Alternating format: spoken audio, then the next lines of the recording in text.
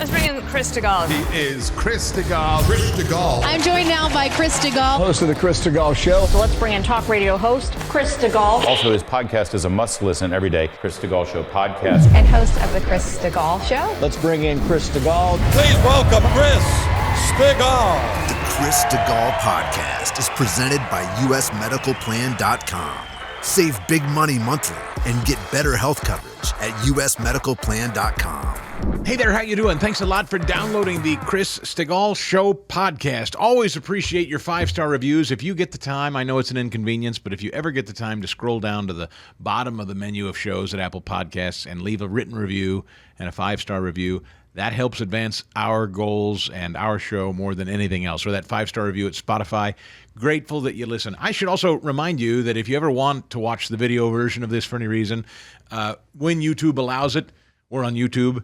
And also you can check out the show on Rumble every day because that's where free speech lives all the time. So there is a video version of this for those of you that only listen to the audio, rumble.com and YouTube. It's all linked at chrisstigall.com. There's also a link and another video to watch about our title sponsor, John Ruhlman, and usmedicalplan.com, the guy that makes health insurance as affordable as he can possibly find it for you, but still covers you well. You know, the thing is, people ask me all the time, Chris, if I call John and he gives me a cheaper rate, does that mean I'm going to get cut rate insurance? No, not at all. John will shop with 80 different private health insurers that he has access to.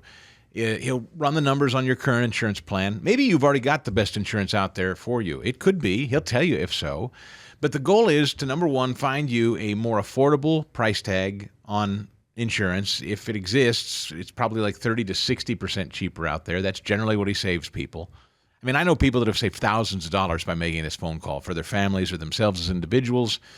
You know, if you're a senior and you need that supplemental insurance plan to go along with your Medicare, he can cover it. If you're a small business owner and you want to extend insurance benefits to your employees, but it's breaking your budget to afford those premiums to cover your employees, let John go do some work for you. And the great thing is he's an advocate. If you ever have any kind of issues with a doctor's bill or a hospital bill and your insurance, John and his team advocate for you. In fact, they'll jump in right now if you're in the middle embroiled in some kind of thing to help you transition into a new program and do your battles for you. That's what I really love. It's one-stop shopping in a area of our lives that's often very bureaucratic and time-consuming. John tries to make this as easy, affordable, and trouble and worry-free as he can. usmedicalplan.com, usmedicalplan.com, or 877-410-4321. They are trying everything they can to make themselves look like great international heroes this morning. That's all everybody's talking about. It's so interesting to me. I noticed something as I monitored yesterday's cables. I was watching them all kind of at the conclusion of yesterday, putting yesterday's show to bed. I'm noticing it again this morning. They are all talking about the Russian prisoner swap. All of them. And I am not suggesting, don't misunderstand, that Americans coming home is ever a bad thing, of course. But, you know, I was trying to remember exactly what was going on at the time. They made a big deal about Brittany Griner being released and coming home. I felt like it was at a particularly, it just kind of popped into my head as I was watching this morning, just before we got started with the show. They made a lot of the Brittany Griner story, and I feel like there was something else going on simultaneously. But I'll have to go back and refresh my memory on that. But what happened yesterday that they didn't want to be talking about? Do you remember? I started the show referencing it. That's right, very specifically, the 9/11 masterminds were spared the death penalty. That was the biggest story of the day yesterday. And virtually no one talked about it.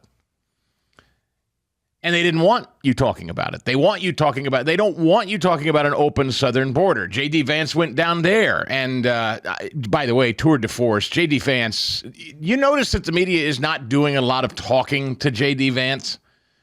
Because when they do, he's devastating. I'm not worried about little Josh Shapiro or anybody else debating this guy. I mean, for whatever your concerns might be about Trump, assuming you have them, maybe you don't, but I hear a lot of people getting nervous again out there. But with J.D. Vance, not at all worried. Listen to J.D. Vance yesterday down at the border, responding to Kamala Harris's failures as the border czar.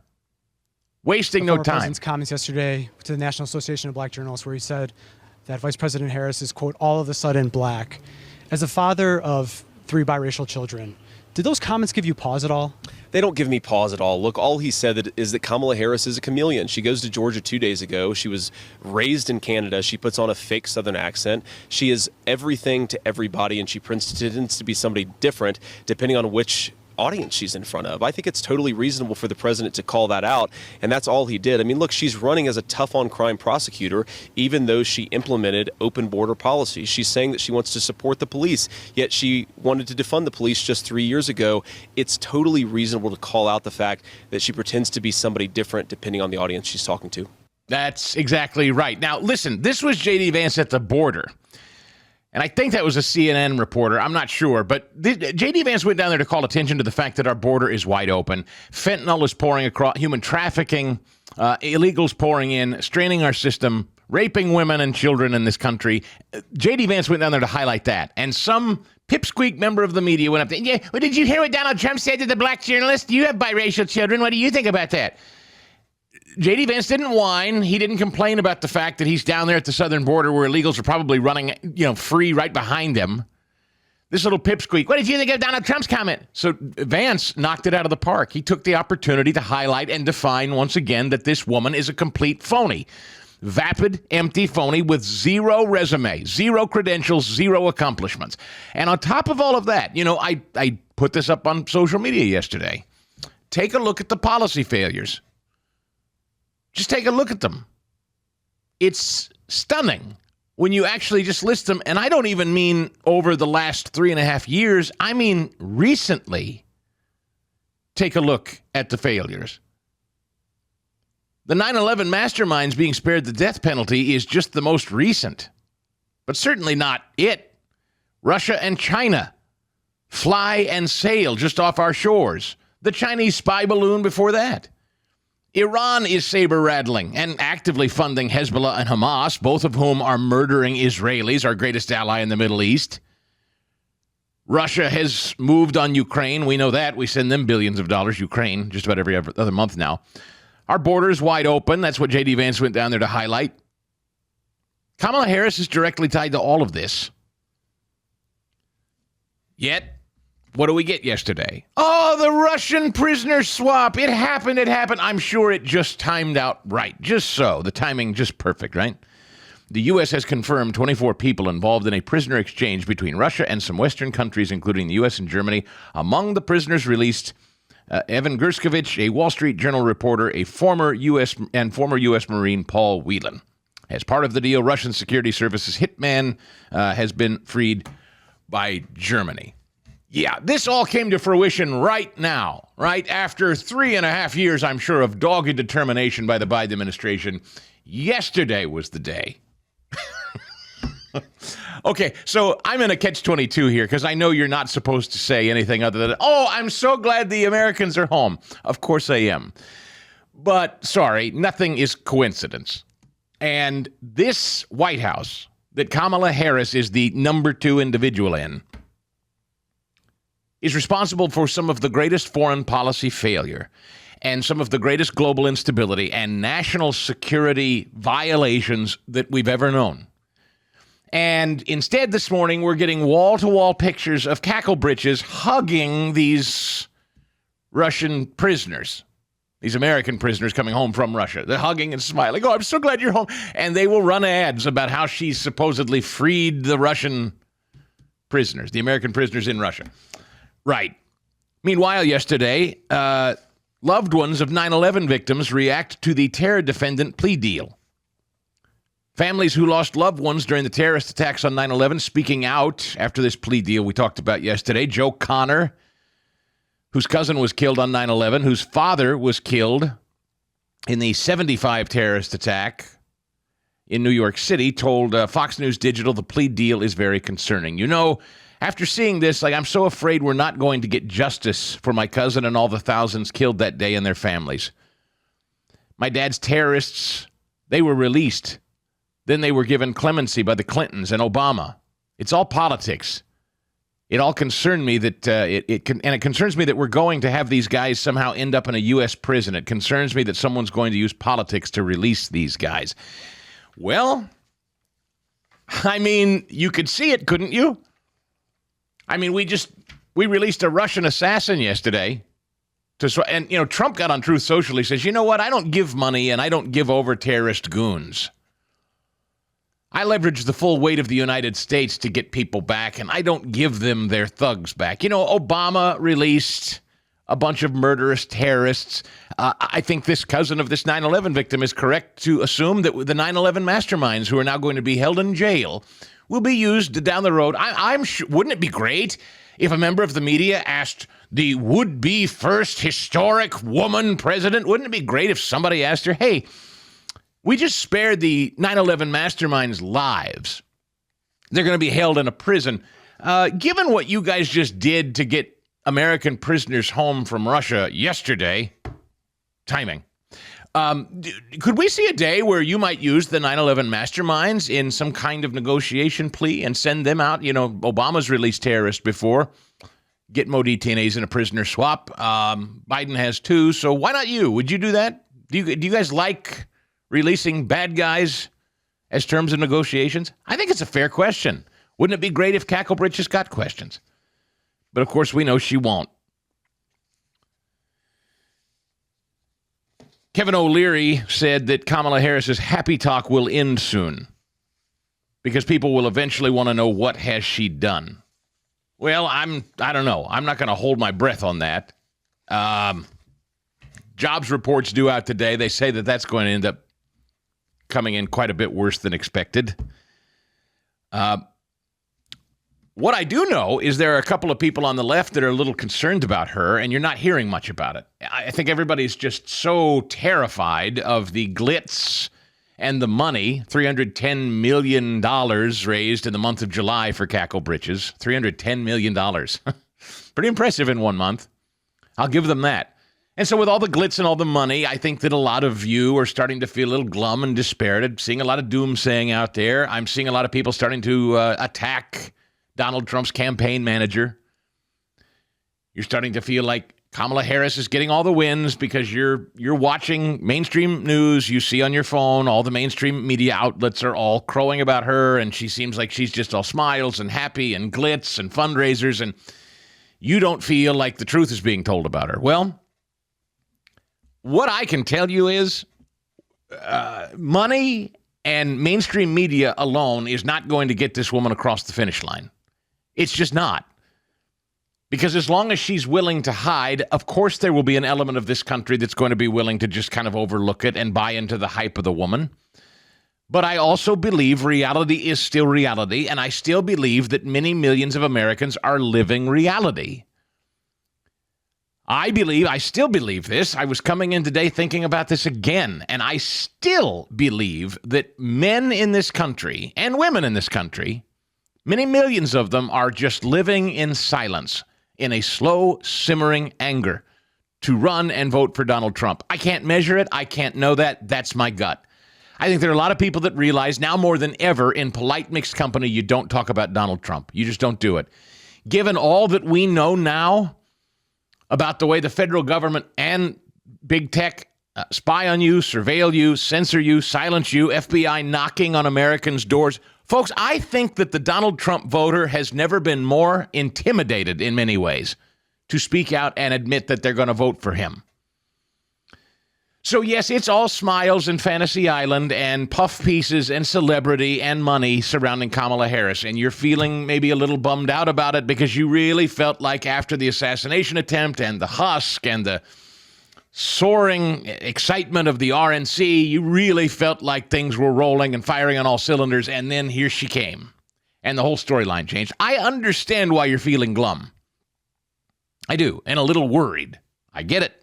I said this feels very Obama-like, but as I continue to remind you, there is a difference between this woman and Barack Obama.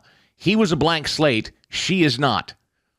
She has a resume. She comes from an administration that everybody knows and is familiar with. We're living it right now.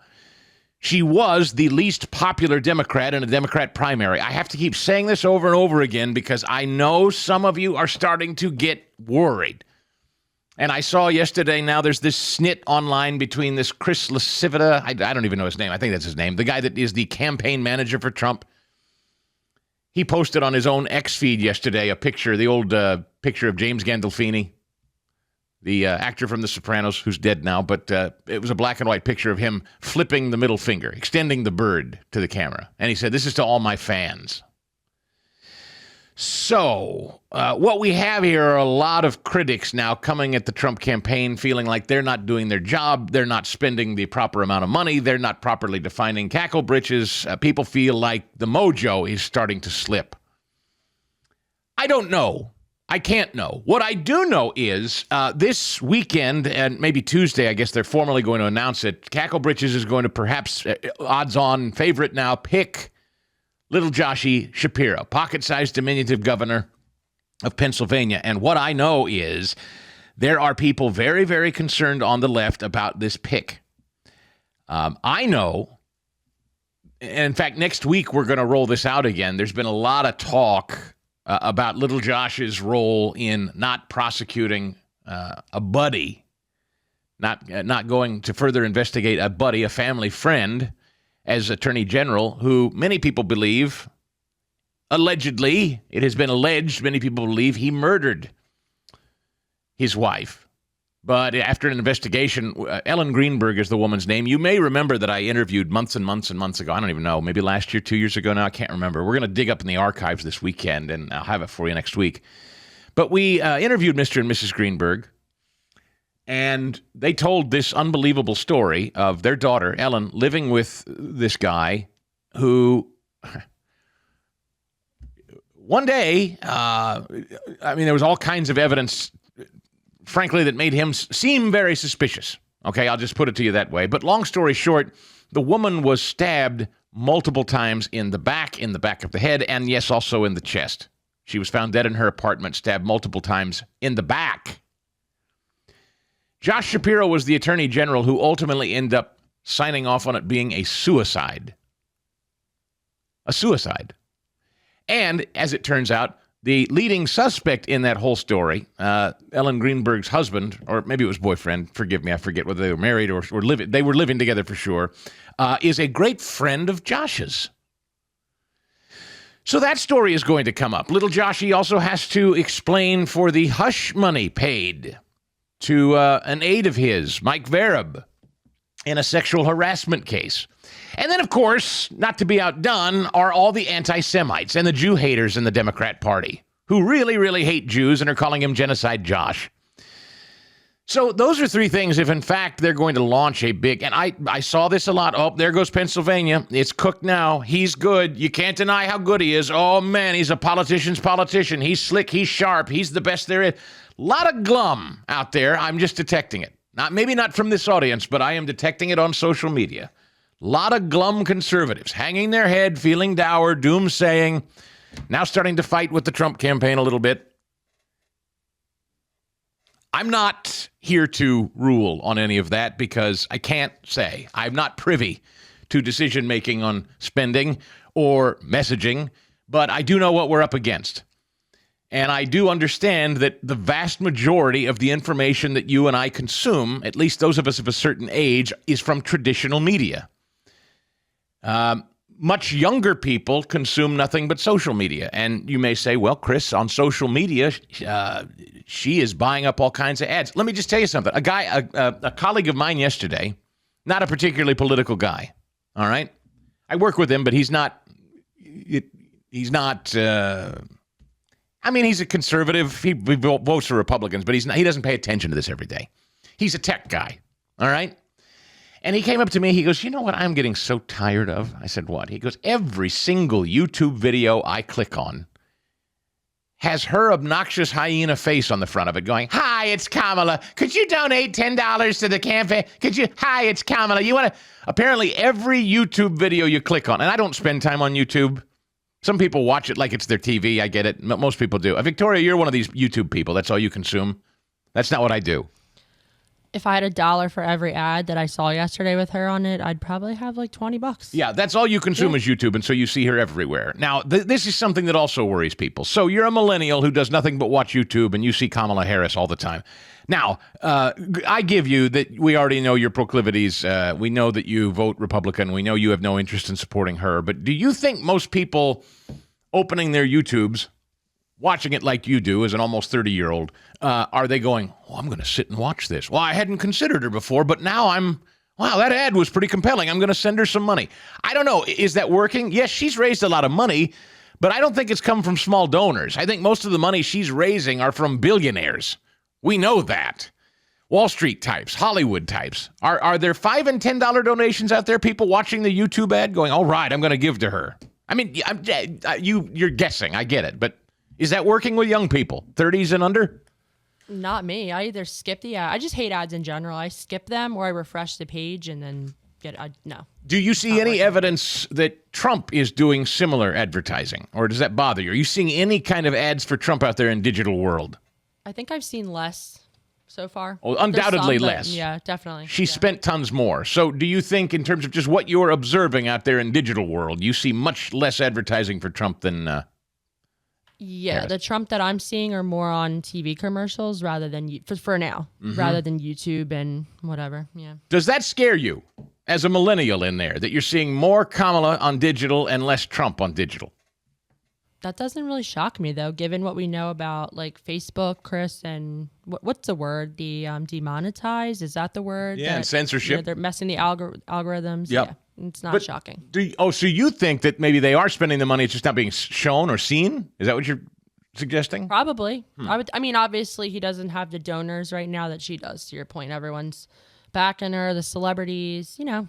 So I'm sure he's spending similar, but I don't know if they're getting out everywhere. I guess everyone assumes that young people are led around by the nose by digital ads, and they don't know what to think about anything, and their lived experience. I mean, I have two sons who are on their phone constantly, for instance.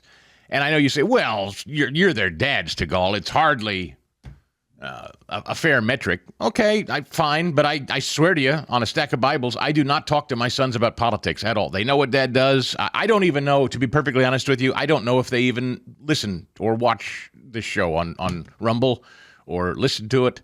I don't know. I have no idea. I've never asked them. I don't come home and go, what'd you think of Dad today? Nor do they come up and go, hey, Dad, that was a great segment today. It doesn't happen. It's never happened. In the 20 years that I've been raising children, they have never come up to me and said, I think maybe a couple of times somebody I've interviewed they've asked about, but I've never, ever had the, wow, Dad, you really hit a home run monologue today. Okay, so I have no conversation with my kids. And in fact, I think I've told you that my sons early on came to me and said they were excited about Vivek Ramaswamy and they were excited about RFK Jr. These will be two young men, I guess. My oldest is 19. My second son is 18. They will both be able to participate for the first time in this election. They were both excited about people like Ramaswamy and RFK Jr. Why? Because they look different. They look like outsiders. They look like something different than the crap they think they see in politics today. Now, it's purely anecdotal, ladies and gentlemen, but this was what was going through my mind coming into the show today. My first-time voting sons, who the only politics they know is what they read on their phones. And they watch tons and tons of social media, and they watch tons of YouTube, and that's where they get their information. And you can say, well, they were raised in a certain home, and this is the way they lean. Maybe. Anecdotal, but these two young men, they will be bombarded with Kamala Harris ads, and there's not a prayer. They're voting for her. And I think that is the case with this guy that I talked to, who's not a particularly political guy, who watches a lot of you. He's annoyed by it. I think there's a strong possibility that men in this country are going to come out in numbers that we haven't seen in a long time. Women, we'll see. We'll see where women go. That remains a mystery to me. I think obviously women in this audience and millions of conservative women are going to go certainly vote for Trump. But what about working class people? Let me get back to Michael Moore and Katie Couric. Katie Couric, former Today Show host, Rush used to call her the perky one, warned this week that Democrats have lost working class voters and urged the party to do better to regain their trust. I think there needs to be a greater connection between the working class and the Democrat Party because, let's face it, the Democrats kind of lost the working class. She was doing an interview on a podcast, former Obama staffer podcast, because everybody has one, why not? It was never that way during all my years of covering politics, Katie added. You had the head of the Teamsters at the RNC this year. You have people buying into this notion Republicans care about dinner table issues more than Democrats.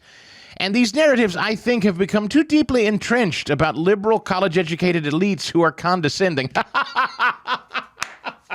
This woman is literally that.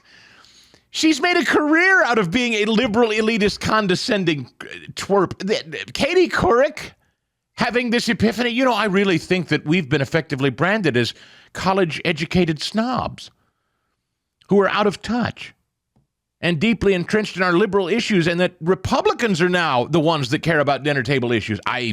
Katie, I think that's not only what people perceive, that is absolutely true. The liberal former news anchor said Democrat support among working-class Americans has been dwindling ever since Mrs. Clinton referred to Trump and his supporters as a basket of deplorables. Clinton's remark received widespread criticism at the time and has been credited as one of the turning points in the campaign. Couric said Democrats need to form a much stronger connection to the working class and urged Kamala to make the case to regular Joes. They just can't give up that voting block, she said.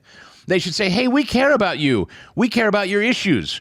We know a lot of things have really been hard, but this is how we're going to help. I just want to hear her. I want to see her with a welding hat on, working with regular Joes. Oh, please, please, for the love of God and all that's good and holy, I beg Kamala Harris to listen to Katie Couric and put on a welding helmet. Oh, please. Oh, yeah, yes. Would somebody get this podcast? Victoria, would you please find the audio of this podcast and send it to the Kamala Harris campaign at once? I need them to take her advice. Katie Couric says Kamala Harris needs to put on a welding helmet. Yes. A la Dukakis. Remember yesterday, Victor Davis Hanson's piece, that there will come her Dukakis moment eventually. And I've heard Kevin O'Leary saying the bloom will fall off the rose eventually. I don't know. There's only 3 months left. And that's not much time. I mean, it's an eternity in politics, but people are starting to panic. People are starting to get really glum. Doomsayers don't feel like Trump is framing her and messaging correctly. Yet there are people like Katie Couric out there saying Kamala needs to put on a hard hat quick. She needs to get out there and connect with working class voters. The Teamsters came to the RNC. So she's worried. Michael Moore is also worried. Incidentally, did you hear this? You're not hearing much about this because all you're consuming is the glitz and the glamour of Kamala Harris and Megan Thee Stallion and all of her blow-dried, manufactured, soaring rhetoric speeches. You think now that the entire country is hypnotized and awash in positive digital ads and speechifying from Kamala, and there's nobody out there worried on the left. Nobody. Well, I just read with you Katie Couric's concern. Now here's Michael Moore's concern, issuing a warning to cackle britches about picking little Josh next week. Did you hear about it? Moore, a progressive filmmaker, warned that Shapiro could cost her many votes in Michigan, a key battleground state. If Vice President Harris appoints Josh Shapiro as her VP candidate, this too may result in losing Michigan. Shapiro said it's anti-Semitic for anyone to join the boycott, divestment, and sanctions movement against Israel in order to convince them to stop their apartheid behavior. He continued, Shapiro also cruelly compared peaceful college students to the KKK because they were calling for an end to the slaughter in Gaza. Actions like this will diminish the Arab American vote for Harris and depress a large swath of the youth vote throughout the country. So, Katie is worried about the working class vote. Michael Moore is concerned about the anti-Jew and youth vote because of the potential Shapiro pick. I'm just setting the table for you folks. I'm kind of just telling you what's what, because I'm starting to see a little bit of panic, a little bit of wobbliness and nervousness out there. Some sniping at Team Trump. And so I just wanted to tell you that while I can't confirm or deny that you should or shouldn't have concern about Donald Trump's campaign, it is not all smiles and the fantasy island setting over there on the left that you think it is, just because they're raising a bunch of money and giving great speeches in arenas. Well, if you haven't noticed, inflation is still at a 40-year high. The stock market looks more uncertain than ever. And a new central bank digital currency is on the way. That could be the government's ultimate surveillance tool against Americans. It seems like the government is playing games with your savings and retirement. And so what do you do to help protect yourself? Did you know you can put physical gold and silver into an IRA or a 401k with zero taxes or penalties? Millions of Americans are doing it right now. And you should consider it too if you want to preserve and protect your wealth. And there's only one company that I would recommend to you to do that. It's a company called Preserve Gold. Now, they'll go over all your options and make the process of acquiring precious metals easy and simple. So if you're looking to help protect your retirement with a trustworthy company, request your free investment guide from the experts at Preserve Gold. Preserve Gold is accredited with the Better Business Bureau. They have hundreds of 5-star reviews, so you know you're in good hands. Just text Stigall to 50505. Again, text Stigall, my last name, Stigall, to 50505 and get an exclusive offer for everybody that's tuned into this show. You're going to get up to $15,000 in free gold and silver with a qualifying purchase or a retirement account rollover. Yeah, that's huge. Don't wait. Text my name, Stigall, to 50505 today. Get your free gold and silver investment guide and take that first step. Again, that's Stigall, Stigall. Text it to 50505 and get your free guide from the good people at Preserve Gold. What a pleasure to be back with Jen Say. She is the founder and CEO of a now an athleisure company, I guess, that or athletic wear, however you want to phrase that word now. XXXY Athletics is the name of the company. If you're not familiar with it, you should check out her gear. I follow her on social media, so I see it now. She talked to us about this just before they launched it. Now it's out. Levi's Unbuttoned is her best-selling book. Chalked Up, another book she wrote just before that. And you might remember her as one of the chief top executives at Levi's once upon a time. Then she had the audacity to say during COVID, I think kids should be in school, and all hell broke loose. And it's kind of thrust her into a cultural discussion that I don't think she intended to be in, but she's here, and we're glad she is. And Jen Say, welcome back to the show.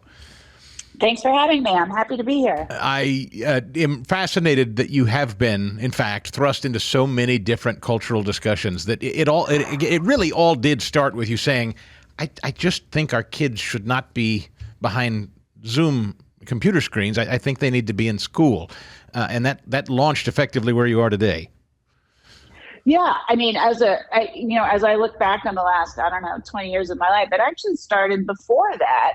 I was the first former elite competitive gymnast that spoke out about the abuse, the emotional, physical, and psychological abuse in gymnastics in my first book, which was written in 2008 called Chalked Up. And that may not sound controversial, but I will tell you, it was before the Me Too movement, and you were not supposed to talk about it. You were supposed to pay proper respect to these coaches who were well regarded, even while they were abusing young athletes. So, that was a pretty difficult time for me when that book came out. I mean, I was basically ejected from the gymnastics community. I was smeared and vilified, but I will tell you, it strengthened my resolve, because I felt like if they're willing to smear my name for saying these things that are patently true, they're hiding something. And we all learned that they were hiding something even worse than what I could have imagined when Larry Nassar was arrested and then convicted and went to prison for life. So, this is not what I had planned for my life, but here we are. Yeah, Somebody has to go first. Well, yeah, I'm glad you are. You and women like Riley Gaines, it's kind of amazing to see people who, here's a swimmer, an athlete in college who wanted to go be a dentist. And I just spent some time with her last week at a live event, and people stood to their feet. And I said, what is it like to get a reception like that? And she will humbly say, I think it's strange that people are so excited to hear somebody say men are men and women are women. But I guess somebody's got to, just like you said. Well, yeah, I mean, and I think what's so great about Riley is she says it so simply. She won't play the language game. She won't dance around the issue. And, just a few years ago, it wouldn't have been remotely controversial to say that men and women are different. We all know that to be true. But this ideology has infused our culture, and it's made people afraid to actually just say true things. I mean, it's insane. Are you watching what's happening? That just this morning, or I guess you could say late yesterday, there was a matchup in Paris at the Olympics. A male boxer who failed the sex eligibility test at World Championships last year and was not permitted to compete, just beat the crap out of a female boxer at the Olympics in Paris. The IOC, the International Olympic Committee, said it says female on his passport, so he gets to compete as a female. He was matched up against an Italian boxer who dropped out after 46 seconds because she said she'd never felt a punch like that before, and she knew it was just too dangerous. What is going on? I'm so glad you brought this up. I was actually going to bring this up, so I'm glad you did first, because I could not bring it up. Oh no, this is incredible because you also happen to be a highly competitive athlete in your own right. So this is you come at this from so many different perspectives, not just as a woman but as a competitor. This woman ultimately said, I'm going to get killed if I keep this up. I'm out. I'm done. Shelving her Olympic dreams. This man broke her nose. I'm not sure. Maybe you think I'm making too much of it, but did the Olympics just do culturally one of the most devastating things to this this mind meld, this cultural trance that we're in right now about men being women? I hope. Maybe that's too optimistic. I mean, the whole thing is very confusing to me. What's written about it is somewhat cryptic, I think purposefully. They won't say what tests these two boxers failed. They won't say if it's DNA. I mean, you read different things depending on the report. And they're saying it's because it's an issue of privacy. We can't say, well, I'm sorry. I don't know. When I was a competing athlete, our privacy was not spared. We were tested at every national and international competition. For steroids, that was the issue then, and other banned substances. We had to pee in a cup in front of a person. We all accepted it because we wanted, I was competing in the 80s when steroids were really an issue, especially in the Eastern Bloc countries. So, when Sha'Carri Richardson, the sprinter, track and field athlete, was banned from competing in the Olympics back in 21 in Tokyo, they didn't spare her privacy when they said why. She failed a drug test. She tested positive for marijuana, which, as far as I understand it, is not a performance-enhancing drug. If anything, it's the opposite. I think it makes you lazier, not faster. So why is the privacy being spared? Tell us what it is, and stand up, for goodness sakes, and do the right thing. Somebody is going to get hurt. The truth will out in the end. We will do the right thing in the end. I honestly believe that. But should we have to martyr a female athlete before that happens? Chen Sei is founder and CEO of XXXY Athletics. If you don't know the gear, look it up. It's a lot of fun, and it's great looking stuff too. Levi's Unbuttoned is her best-selling book. So is Chalked Up, as she mentioned. Just a little more on this point. The Olympics, they began, as you know, with an opening ceremony that culturally many Christians took great offense, and there are people still trying to debate whether that's the case or not. I'm really not trying to drag you into that debate, but this Olympics and the Olympics generally, what a mess they've kind of made of things. Something that should be talking about unifying, and a lot of people are interested in. This has just been a nightmare in my view. Yeah, I mean, the whole thing is just a freaking disaster. From the opening ceremonies, which, I'm going to come at this from a slightly different angle. I know a lot of people were offended. To me, yes, that's part of it. But really, the thing for me is, what about the spirit of the Olympics? Right. I mean, it's about athletes coming together to compete in the spirit of competition. It's about setting politics aside. Everyone can compete. Everyone can come together. We celebrate athletic excellence, how hard these athletes have trained, this healthy spirit of competition. Politics have entered the arena at times in the past, in both the 1980 Olympics as well as 84, which were heavily boycotted. But I don't know. I would think that right now, with all the conflict in the world, it would be nice to get back to what these Olympics were about, and celebrating that and celebrating the athletes. And instead, we were celebrating these people were not athletes. I mean, without being totally rude about it, it just, what was it? it's like they're so concerned with scoring woke virtue signaling points that they forget what the games are actually about. So, that's my first point. Can we just get back to what these games are actually Beautifully about? said. Aren't people desperate? Aren't people desperate for a unifying distraction, Jen? I would think culturally, aren't we all? I think. I certainly am. I would be. I mean, I loved watching the women's gymnastics team. When was it yesterday? I'm losing track of the days. I mean, that was remarkable. And to see Simone Biles come back from what she went through at the 2021 Olympics, and Sunisa Lee, her teammate, who I just read about, who's just had a horrible, devastating time over the last few years. To watch these athletes triumph was a celebration, I think, of their spirit. I want more of that. Even if it's not Team USA, I'll cheer for any team if they exhibit that kind of excellence. So, yeah, I don't know, between the opening ceremonies, which are just sort of a violation of what the Olympics should be about, between this egregious boxing matchup. And what's so grotesque in my mind is the IOC spokesperson, Mark Adams, defended the matchup just up until 2 days ago. I do wonder what he'll say now. He said he defended it with the claim that, well, it says female on their passport, so they're female. Because there's actually 2 male boxers competing who failed the eligibility test at Worlds. I don't care what it says on their passport. In 2000, Chinese gymnasts lied about their age. Their government lied about the age on the passport, made them older than they were. It was discovered years later when they competed at the 2008 Olympics under a different age, and their medals were stripped from them from the 2000 Olympics in 2010. Do you really think people won't lie? Jennifer Say, here's what I don't really mean to drag you into presidential politics, but I have to ask only because that you are a woman and this subject is so passionate for you. It's the subject of a clothing line for you now. You've written about it. You travel around the country with the Title IX tour. Martina Navratilova, for instance, who is no conservative whatsoever. I mean, absolutely not. Hard left on most issues, but on this issue, she's very, very clear. People like the Harry Potter lady. I've forgotten her name now.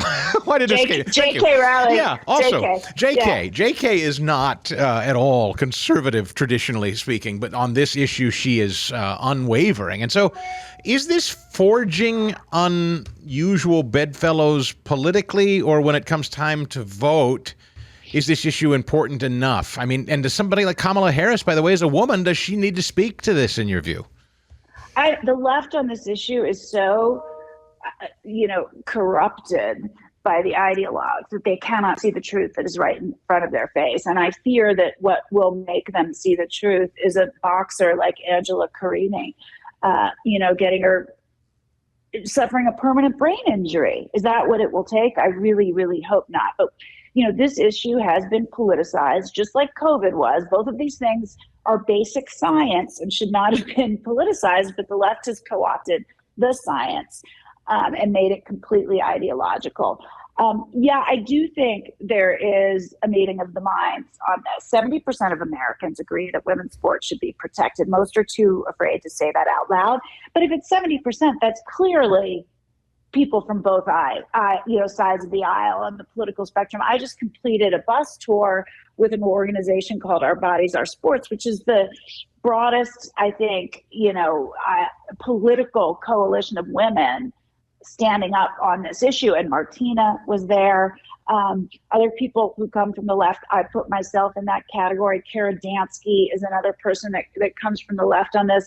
But, I will say for myself in particular, and this is not true for Martina Navratilova, this is such an egregious lie that it has made me question the left's truthfulness on anything.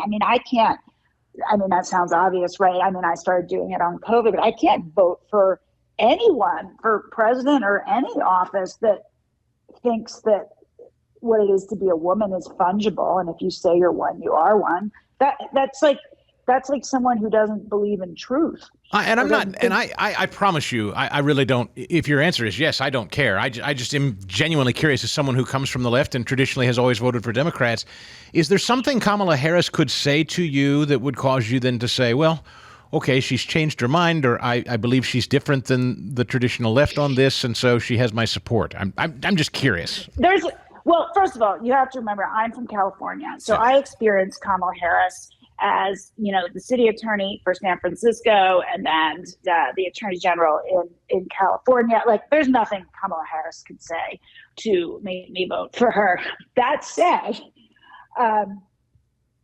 you think, and all of the candidates for any office on the left need to stand up and say, you know what? We were wrong on this. I mean, they'll never do that. No candidate ever does that.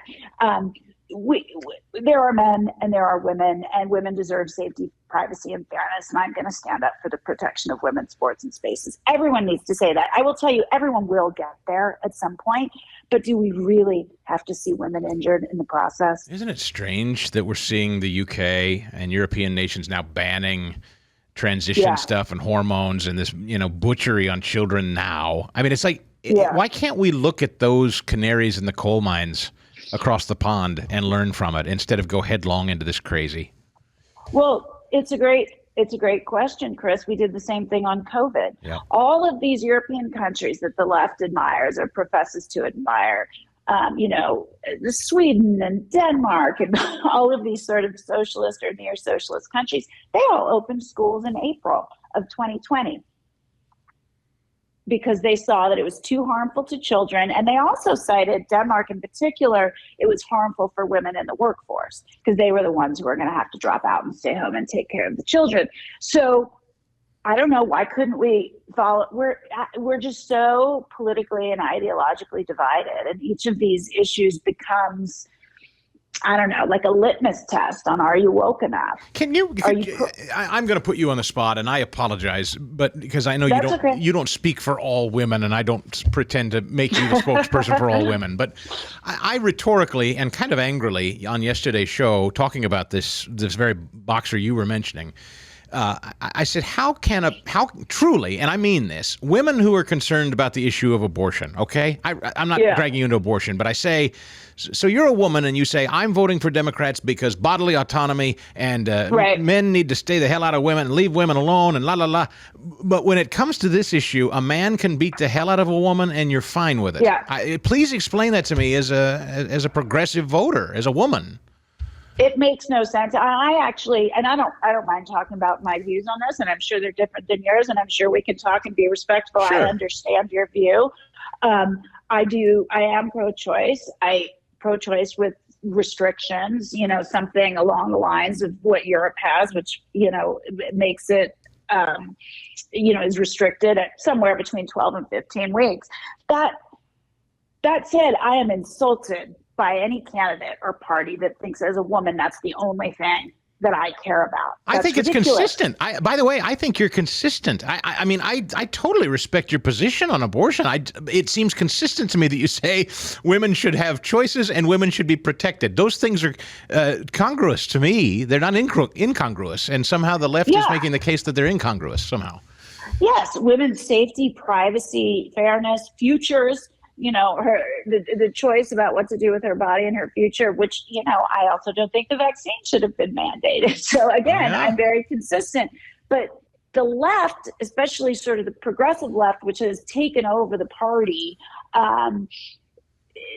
it's every issue is a litmus test, and they don't have to make sense. They don't have to sort of hang together with any sort of consistency.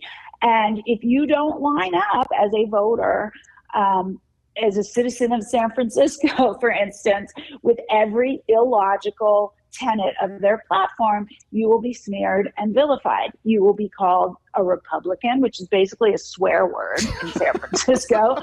You will be called alt-right, QAnon. I could go on. I've been called a Nazi. I'm Jewish, by the way.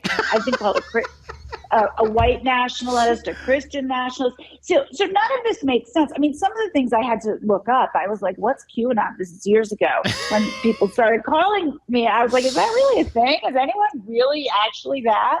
Well, I tell you, Jen, you are like literally everything that's in the news right now. Let's go there for a minute. You're Jewish. What do you make of all of this hoisting of the Palestinian flag and calling Josh Shapiro Genocide Josh and all of that business?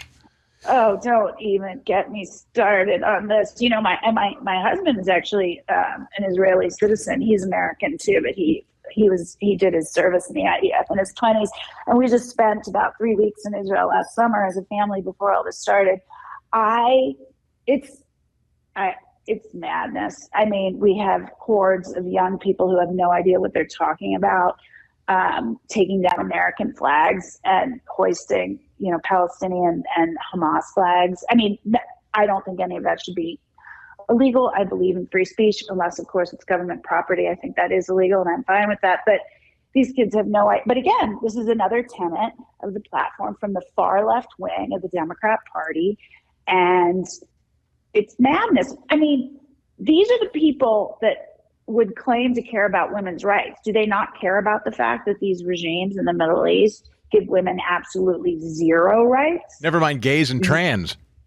Well, they'll throw you off a roof, as we all know. I mean, right. But again, it doesn't need to make any sense. They believe in intersectionality. You know, they believe that Hamas wouldn't throw gays off the roof if they were respected appropriately on the world stage. I mean, that's how dumb it is. And look, I think you can be on the side of Israel's right to exist and still criticize Netanyahu. And I think, you know, I would probably be in that camp, but that doesn't change the fact that I, like I said, believe in Israel's right to exist. It'll be interesting. It does seem, I don't know what you think about this, but it seems to me like she might pick Shapiro as her VP. It really does look that way. Although what's interesting is there are two different lines of criticism coming from progressives. You know, one, it's this anti-Semitic strain, genocide Josh. The other one is, interestingly, is a $300,000 non-disclosure sexual harassment settlement that an aide of his closed the books on. And not a lot of people know about it, but it's starting to get traction amongst some progressives that are saying he's got a troubling background on hush money payments, sexual harassment, which I find fascinating. So we'll see. But he didn't do the Not him. His aide. Aide did, and he signed off on the non-disclosure. He's signed this paperwork. But it's a hush money thing, which is exactly what they say about Trump, right? The non-disclosure and the hush money stuff. So I don't. You know, that is something yeah. They call it hush money, but I mean, it's different than what we all endorse as a reasonable thing to have, which is a non-disclosure agreement. Yeah, right. That's right. I mean, it's not a crime. I mean, it's a transaction, and everybody understands it. But my point is, does Josh Shapiro, Adam Schiff just yesterday said, "Hey, you guys making a deal about him being Jewish, knock it off. That's not fair." It's like, well, okay. I mean, it seems clear that's what they're trying to set everybody up is coming. But I don't know. I mean, can they keep these wackos at bay if she picks him? I'm not sure. If she picks him, no, I don't think they can keep them at bay. And I think they're already upset in their anti-Semitism that she's married to a Jewish person who I think has said to be a Zionist, which is not some like weird term. It just means you believe in Israel's right to exist. I don't know. It's going to be crazy. And I think whatever's happening right now in this moment, which is, I mean, can you believe the last 2 or 3 weeks we have had? It's like complete madness. It's like being sort of treated like another day at the park. We've seen the sitting president step down, become almost invisible. Someone who was very broadly known to be immensely disliked, even within the Democratic Party, who never received a vote in a single primary, has now been anointed and foisted on the voters as the candidate, and the press has fallen in line and they sing her praises like she's, I don't even know what, the second coming. And the president seems to be disappeared at this point. And the former president was nearly killed. Well, exactly. Yes. Sorry, I didn't mean to. No, but I mean, all of those things, it's also excessive. It's unbelievable. Like any one of those things is enough in one cycle. Those all are things that happen inside of 1 month, Jen. Yeah, there was a near assassination, or there was an assassination attempt. The president has yet to make, the actual sitting president has yet to make a statement on it in terms of the findings and, being committed to finding what happened and where the intelligence community and the Secret Service fell short and kind of correcting. No one's made any statement on that. Don't you think that's weird? It's the most unbelievable thing. And I think they're now going to just allow Kamala Harris they're going to try to run. a campaign where she's never physically seen or heard from except on a teleprompter. And I don't know if it's going to work or not. Will it work? Can they showbiz her for 3 more months or not, Jensei? I think not. I mean, she's obviously surged in the polls versus where Biden was. But I think it's sort of a sugar high right now. I think it'll come back to some sort of more normal level, not to her previous scores around likability, which were just incredibly low. But I don't know. The challenge is there's just not that much time. Yep. Which that allows her to stay at this sort of falsely inflated level. I don't know. I can't believe what we are experiencing. Who could predict right it? It's like a clown car. It's crazy. Levi's Unbuttoned, chalked up, 2 fantastic books by Jensei. XXXY Athletics, by the way. People want to log on. That gear, I know when we last talked, it was just kind of ramping up.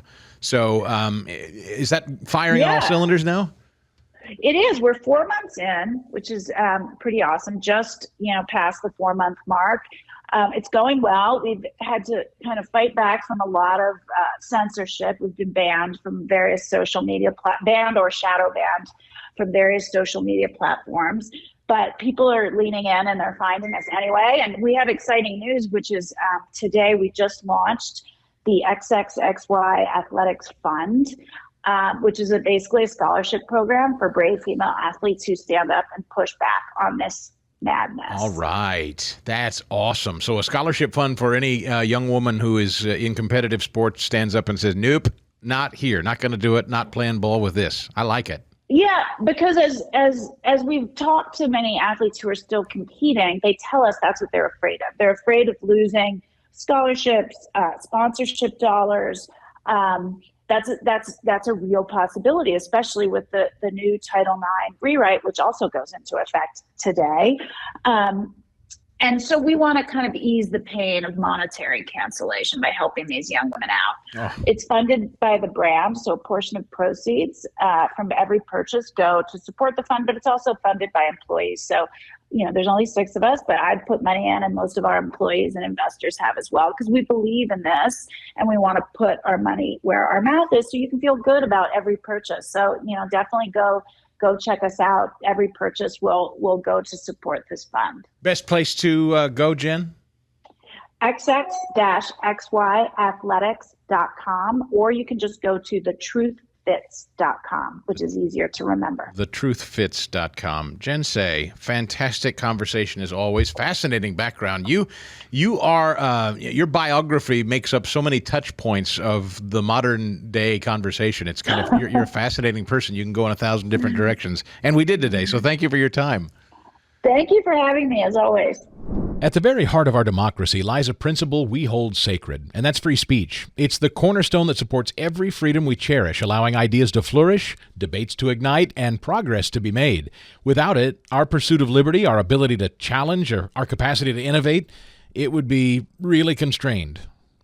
Now, in today's digital age, the very platform that should democratize information is being allowed to narrow the spectrum of ideas we're exposed to.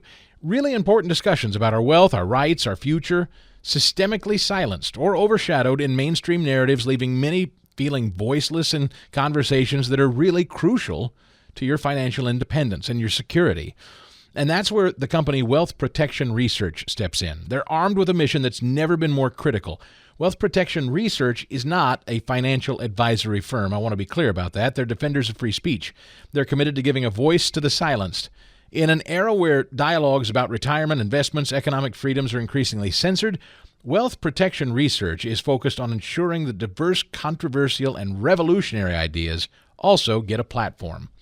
Wealth Protection Research tirelessly seeks out financial experts through leaders and thought leaders, trailblazers, all who have been pushed to the margins by mainstream media and tech platforms like Facebook and Google.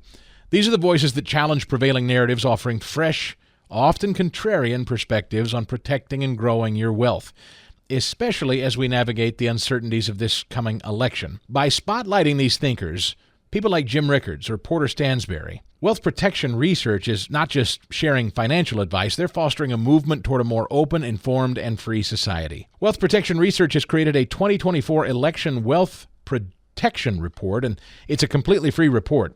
It highlights the 3 best ideas for protecting and growing your money heading into the 2024 election, and it also contains ideas the mainstream media doesn't want to touch. Listeners to this show can get this whole thing completely free if you text the word ideas to 76626. Just text ideas to 76626, and if you do that today, you're also going to get a free gold investment kit from Wealth Protection Research. And the sponsor of that is Augusta Precious Metals, by the way, and we appreciate that. So just text ideas to 76626. If you're like me and you believe in the sanctity of free speech and the importance of financial freedom, act now. Text ideas to 76626. Claim your free copy of this 2024 election report. It's time to widen the scope of what we're told. We believe that here. Hear the ideas that establishment folks can't handle and don't think you can handle. Take control of your own financial destiny. Text ideas to 76626 to claim your free copy. The battle for free speech is the battle for our future, and Wealth Protection Research ensures that the ideas capable of shaping our financial well-being are available to all of us who want to hear them. So don't wait. Grab your free report right now. Text ideas to 76626 and claim your free copy. Haven't talked with our friend Gordon Chang in a while. He is Gordon G. Chang on X, best-selling author of The Coming Collapse of China. And Gordon, first of all, good morning. Welcome back. It's been too long. Well, thank you so much, Chris. Yeah, I have several stories in front of me related to China very specifically, but it was one of those things that I thought, when we have Gordon on, we'll just run through a series of them because I know that's what you pay most close attention to. And the thing that I am fascinated, no one seems terribly concerned about, is the fact that China and Russia keep doing little naval and air drills off our coasts of Alaska and Florida. And it just seems like nobody really seems troubled by that. I'm very troubled by that. I asked Trump about it, as a matter of fact. He said, you're the only person that asked me about it? So how do you read it, Gordon? Well, first of all, that recent drill was 4 nuclear-capable bombers, 2 Russian Tu-95s and 2 Chinese H-6Ks. What they were doing was telling the United States that if there's a war in Asia, it will be not just China. It will be China and Russia together, and probably it'll also include North Korea. But the other thing that is going on here, I think, is that in a broader sense, they're saying the world has already divided and that the United States is going to have to face an axis, and it's going to be those 3 countries as well as Iran. So this is the world now in a very different place than it was a couple of years ago, and the U.S. has to face the reality. And unfortunately, there are very few people in Washington who want to say, yes, this is a new Cold War. It's more dangerous than the previous one, and the United States right now is not prepared to confront Chinese and Russian aggression because they're on the march, and we've got a president right now who's checked out. And just in case people missed this, you'd be forgiven if you did because almost nobody talked about it. NORAD, the North American Aerospace Defense Command, intercepted 2 Russian and 2 Chinese bombers flying near Alaska last Wednesday in what a U.S. defense official said was the first time the 2 countries have been intercepted while operating together. The bombers remained in international airspace in Alaska's Air Defense Identification Zone. This comes on the heels of Russia and their nuke subs floating around about 90 miles south of Miami, on the tip of Florida, near Cuba. I mean, Gordon, I don't know how you don't take that as chest poking by them to us. And that's obviously what you're saying. That's what it is. It is. And at the same time, we've got to remember that we have Chinese operatives who've been let through our southern border, along with those from Syria and Venezuela.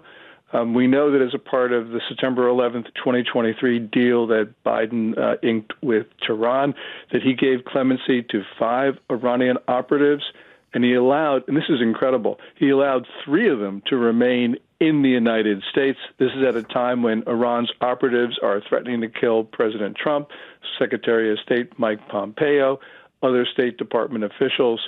So this is Biden purposefully ignoring the threat that is one that could occur on our soil. We've had all these penetrations of our military bases. They're occurring at an unprecedented pace. And yet we have an administration that is letting these very dangerous elements into our country. I think it probably goes without saying, Gordon Chang, doesn't it? Gordon G. Chang on X, follow him there. Probably goes without saying that China is deeply invested and interested in continuation of this administration, Kamala Harris, and whoever's actually running the administration. They're much more inclined to support them than they would see Donald Trump return to the White House. That's my guess. And one of the reasons is they know it won't be Biden. Every new president thinks that he can do a better job than his predecessor. I'm sure Kamala Harris is going to think the same thing. That means China has a free pass. We also know that with regard to Harris, that she's not very interested in foreign affairs. We know this from the reporting by Seymour Hersh, who said that she ordered the Office of the Director of National Intelligence not to send her the president's daily brief, which is the morning intelligence briefing that the president gets every day, which means she just couldn't care less. Now, we know that she has gone to 19 countries. She's given some pretty good speeches, but really what she was doing was just repeating talking points. And, of course, there are not going to be talking points when she gets that proverbial 3 a.m. call. And China will do it because China tests every new American president. So she's going to get tested, and she's not going to have the talking points at 3 a.m. Yeah, and she doesn't strike me. I mean, you're generous to give her. She's given some pretty good speeches. I genuinely don't think the woman's very bright. I don't mind saying. I sincerely don't think she understands international affairs, or I don't think she's thought very deeply about them. I don't think she's ever been tested or tasked with understanding them. I mean, she's a lawfare AG from, California, who's a political plant. A potted plant. She doesn't strike me as terribly knowledgeable about anything outside our shores, to be perfectly honest. That's absolutely right. And we know that when she's been questioned about things. I mean, she can repeat what she's been told, but that seems to be about it. And the thing is, she just doesn't care. Yeah. She just doesn't care. So you put those two things together, and it means we're going to be in for a pretty rocky time if she's president. I am so intrigued. We've talked about this before, the relationship between China and Russia. Are they, it's kind of like the enemy of my enemy is my friend kind of thing? I've never known them to be terribly tight and necessarily shared interests. China probably has the stronger hand than Russia, I would guess, economically and certainly in population. Yes. Well, a lot of very smart people in New York and Washington will say, China and Russia have conflicting interests, so we don't have to worry about them. The problem is, yes, that's true, and we may not have to worry about them 60 years from now, but now we have to worry about them because Vladimir Putin and Xi Jinping have the same view of the world. They believe their interests coincide, and they identify the same enemy, which is the United States, which means they are cooperating. China is, and Russia, they're fighting proxy wars. China has supported the war in Ukraine. China and Russia are fueling insurgencies in North Africa that look like wars, and we're the victims of some of those. And China and Russia, especially China, has been supporting Iran in its attack on Israel. So this is, China sees Russia as an important element in creating chaos around the world. Chaos was the preferred policy option of Mao Zedong, Xi Jinping's hero. And now we're seeing chaos throughout the globe. Do you think, Gordon Chang, that China, feeling emboldened, obviously they are they? A lot of us have been wondering when and if they're going to try to move on Taiwan. What's kept them from it so far, do you think? And are they primed and ready to do it now? They've been kept from doing it because the Chinese military doesn't want to do it and is not prepared to do it, which is an extremely difficult thing. A combined air-land-sea operation against an island which is 110 miles away. This is something China's never done in its history, a combined air-land-sea operation. But more important, it would be extremely unpopular right now, and Xi Jinping knows it. Not only do the Chinese people don't want war in general against anybody, the point here is that the people in Taiwan believe that they are not Chinese. They think they're Taiwanese. But the people in China, because of decades of indoctrination, believe that they're Chinese. And Chinese will tell you, and officials will say this, common people will say this, Chinese do not kill Chinese. So I think Xi Jinping, he would rather pick on Japan, which would be a more popular target, or India, or what he's been doing, which is the Philippines. The Philippines are an easy target. It might give him a quick win. That's why we're seeing so much belligerent activity in the South China Sea. The one card that we always have to play is the economic card, right, Gordon? That's the one that, Trump leveraged so well, but it's also the one that Biden is giving into, kind of ignoring. Many people believe lining his own pockets with Chinese money. That has always been our strongest hand, is our trade with China, yes? Yes, especially because Xi Jinping has no solutions for the Chinese economy other than to increase exports. And that means he's put his fate in our hands. That means the American president can push the Chinese around if he or she wants to.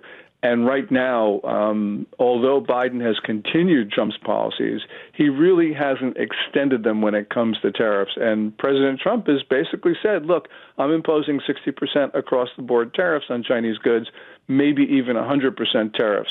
That would get the Chinese in a panic, which is, I think, one of the reasons why, going back to your earlier questions, they would prefer Harris over Trump. The other is that President Trump is unpredictable. The Chinese can deal with hostile American presidents. They can deal with friendly ones, but they can't deal with ones they can't control, and they can't control Trump.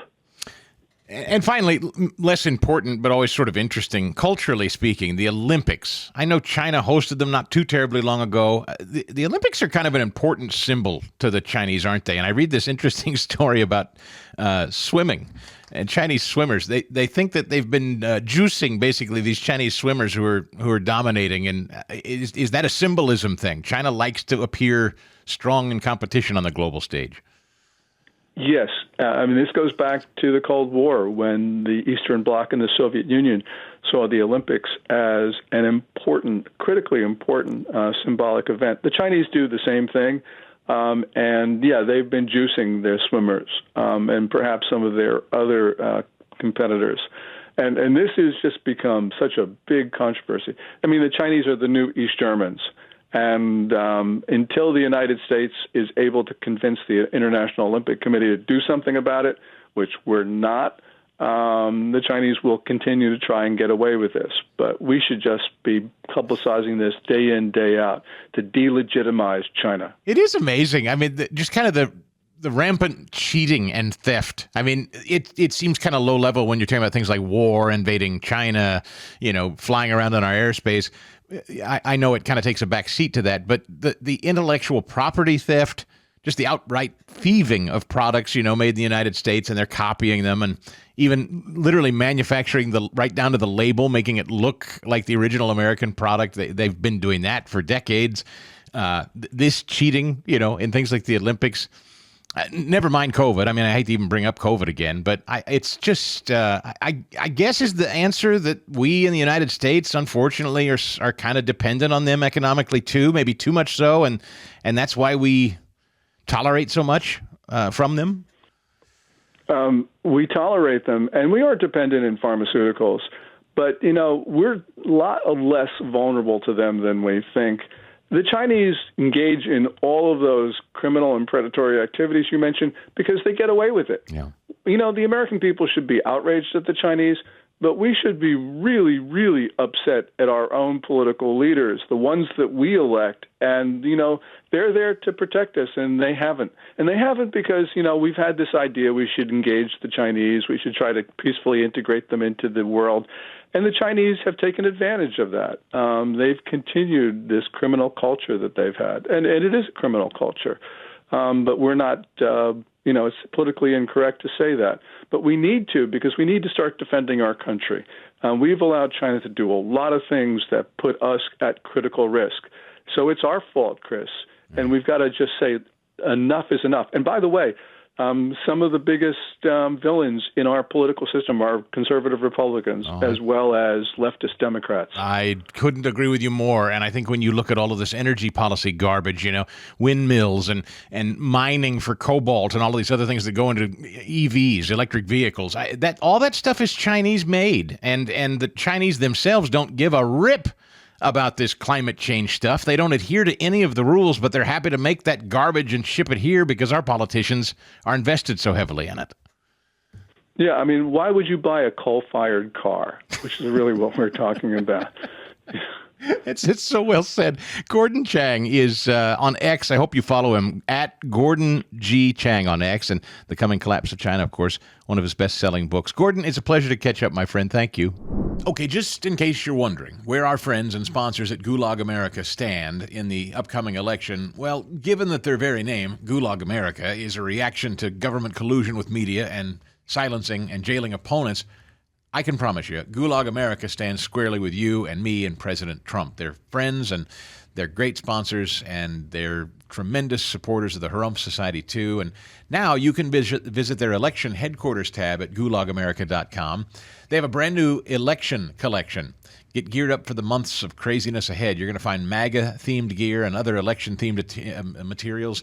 Some really clever brand parodies, too, laced with their typical hilarious social commentary. If you haven't seen their stuff, it's really well-made and super funny.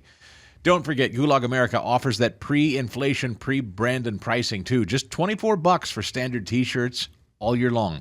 And you can take an additional 10% off your entire order with my promo code Chris10 when you're checking out. Don't forget Chris10.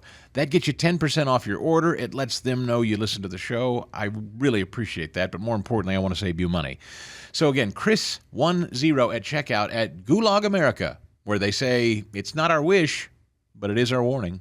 Hey, Mike Lindell and My Pillow, you know the name. 20 years, they've been singing the jingle on Fox News and on the radio. And it's no secret that Mike and the company have come under a lot of scrutiny and a lot of attack. Big box stores have tossed My Pillow from their stores. Even the online retailers now won't sell My Pillow products. And who does that hurt, really?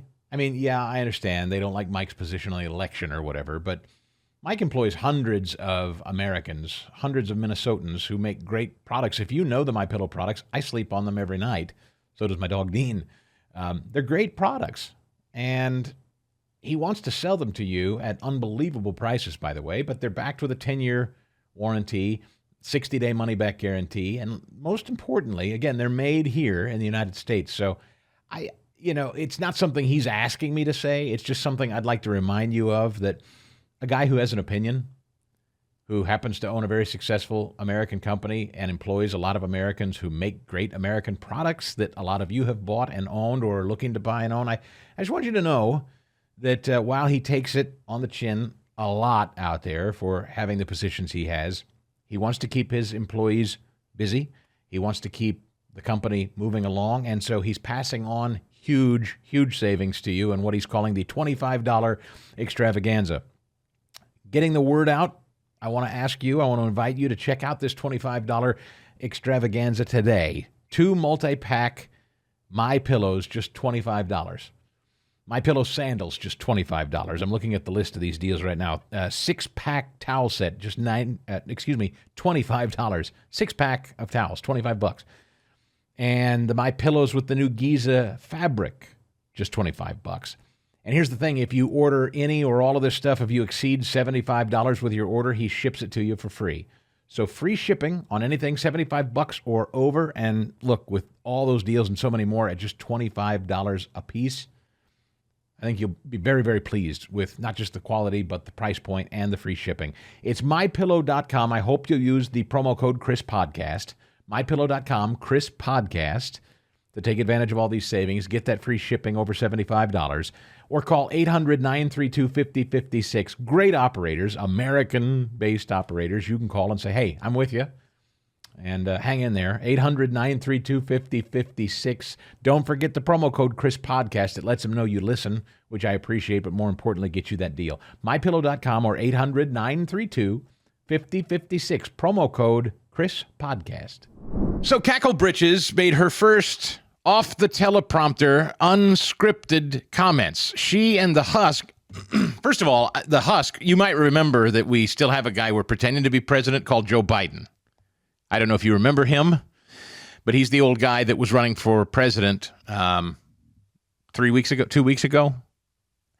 And he came out on the tarmac last night during this prisoner swap and declared that he's going to, hey, you're stuck with me for the next, I'm not kidding, that's what he said, you're stuck with me for the next 90 days or so. Now, again, everybody understands the transference of power occurs in mid-January, but, the husk thinks it's over in early November, I guess. But, of course, when you've been pretending all along you're running anything, what's a few months matter to you at this point? So the husk says what he says, and they have this big scene, this big prisoner swap thing, and Kamala and the husk are standing there hugging, and she's getting all her photo ops and everything. And then she steps up to the microphone. This is the very first time that Kamala Harris has spoken publicly off a teleprompter about anything to media in a microphone. And I want you to just listen closely to this profound wisdom, this jewel, this glittering, important, historic jewel. Listen to how smart and historic and important and significant this woman is when talking about dealing with Russia and getting Americans out of Russian prisons and bringing them home. Just take a listen, soak it in, settle in. Here we go. Are you going to do to fix this problem with inflation? No, not that Well, one. No. Last night is the first one. That's the second one I wanted you to play. This is just an extraordinary testament to the importance of having a president who understands the power of diplomacy and understands the strength that rests in understanding the significance of diplomacy and strengthening alliances. This is an incredible day. Okay, this warrants playing several more times. So let's do that again. And I can't listen to this enough. This is her unscripted, without a speech, no Megan Thee Stallion, no rallies, no music, no puff pieces, no laughing, no fawning talk show hosts, no cable news to back her up. This is the vice president of the United States running for president, off script, on her own, talking about a freed American from a Russian prison. This is just an extraordinary testament to the importance of having a president who understands the power of diplomacy and understands the strength that rests in understanding the significance of diplomacy and strengthening alliances. This is an incredible day. Understand the strength that lies. I was trying to take notes on that word salad. I probably need to hear it again to fully get it all. So this is a president who understands. Just one more time for my benefit, Victoria, if you would, please. This is just an extraordinary testament to the importance of having a president who understands the power of diplomacy and understands the strength that rests in understanding the significance of diplomacy and strengthening alliances. This is an incredible day. Understands the strength that lies in the power of the strength and understanding the strength that lies in the power of diplomacy. And diplomacy therein lies the strength, and this president understands the power and the strength that lies within. It's a testament to the power of diplomacy within the strength of... Yeah, Trump is terrified to debate her, folks. Sure. Let's turn to one of her profundities on the economy, for instance. When she was asked off script, I don't exactly remember when this is. This is a previous example of the brilliant Kamala Harris off script when asked. This isn't recent. This is from, I don't know, it's a couple years old, I think at least. But here's when she's asked about inflation and what the administration intends to do about it. To fix this problem with inflation. All right, thank you. Well, let's start with this.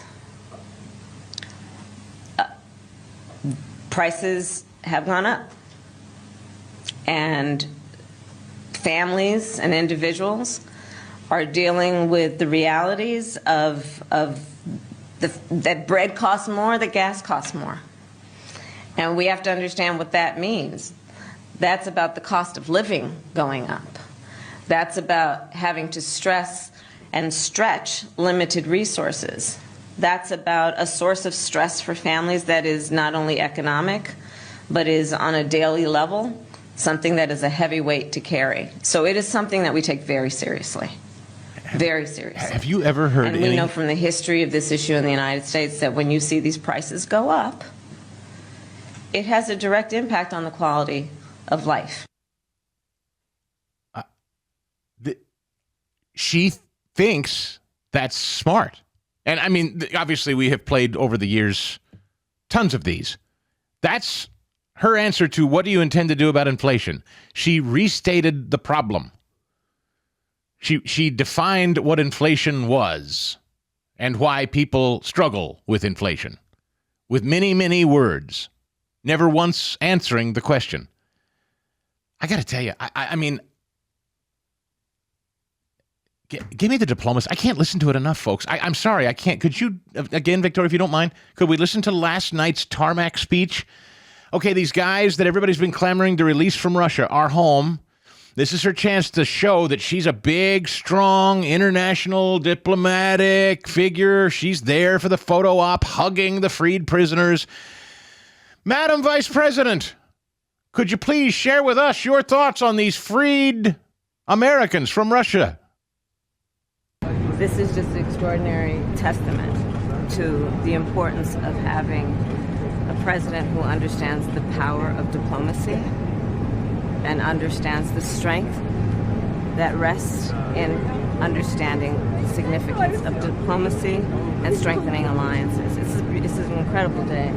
This is just... I mean, she said a president that understands the strength that rests in understanding. Understands the strength that rests in understanding. Yeah. Trump is terrified to debate her. Wouldn't you be? The Chris Stigall Show podcast.